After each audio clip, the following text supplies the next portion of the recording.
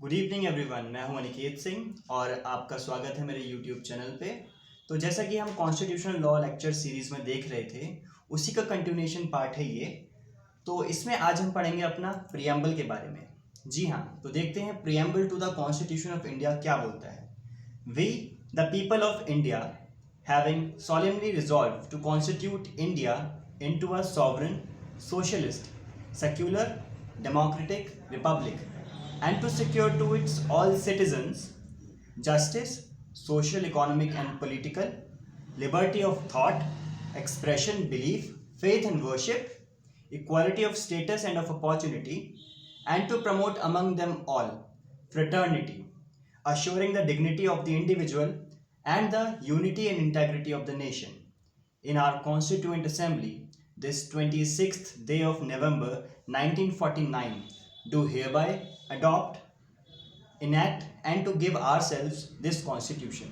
तो आपको क्या लगता है कि इन्होंने मतलब ये उद्देशिका, हिंदी में इसको उद्देशिका बोलते हैं, ये प्रियम्बल क्यों डाला होगा, क्यों लिखा होगा? Preamble is like the door of a house, कि मतलब घर में घुसते हैं तो घर होता है, उस पर नेम प्लेट लिखी होती है कि अनिकेत सिंह का घर है या फिर उनके फादर का घर है, क्या उनकी डेजिग्नेशन है, क्या है। तो मतलब उस टाइप का प्रियम्बल लिखा उन्होंने ये। तो प्रियम्बल की मतलब क्या है, हिंदी में इसको बोलते हैं उद्देशिका, कि मतलब आप किसी डॉक्यूमेंट का, किसी चीज़ का उद्देश्य क्या है, what is the reason behind it, what is the function of this document, कुछ भी।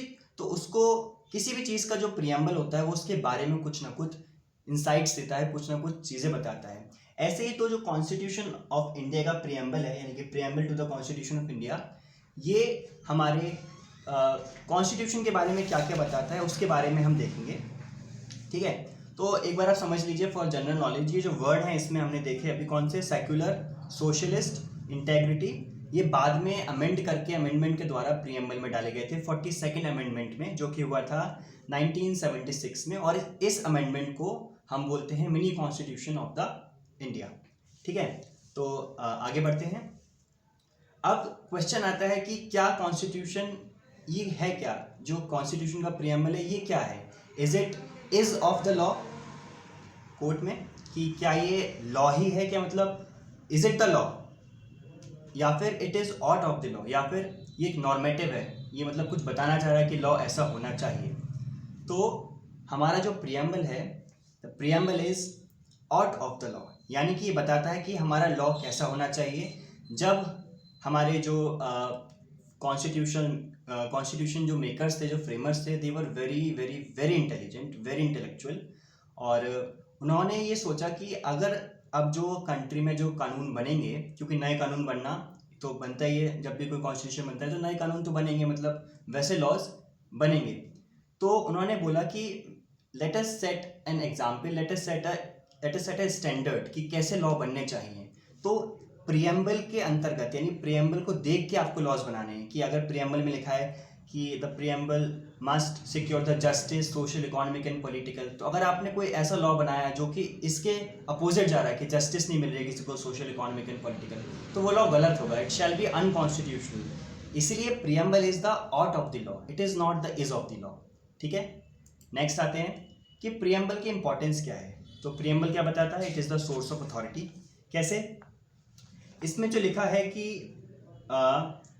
The source of authority is the people of India. कैसे, अभी हमने देखा कि we the people of India having solemnly resolve, तो रिजॉल्व कौन कर रहा है, we the people of India. तो it tells us about the source of authority. तो who is the source of authority, we the people. Next, it reflects the basic philosophy of the constitution makers. अभी जैसे मैंने आपको बताया out of law में, कि बताता है कि कॉन्स्टिट्यूशन हमारा कैसा होने वाला है, कि it will secure justice, it will give you fraternity. ठीक है, तो it reflects the basic ideology, basic philosophy of the constitution framers. Next, it states the nature of the state.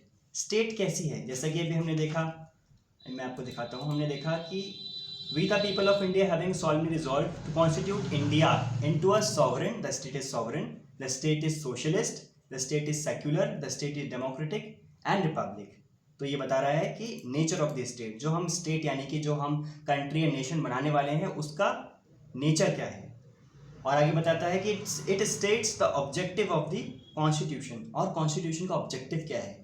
हमारा जो इंडिया का कॉन्स्टिट्यूशन है, it is the lengthiest written constitution of the world, और हमने ही ऐसा कॉन्स्टिट्यूशन बनाया जो कि समाज के सारे तबकों को जोड़ रहा है, सारे समाज के तबकों को लेके चल रहा है, be it schedule caste, be it women, be it socially downtrodden people, सबको लेके चल रहा है। तो it reflects the objective of the constitution.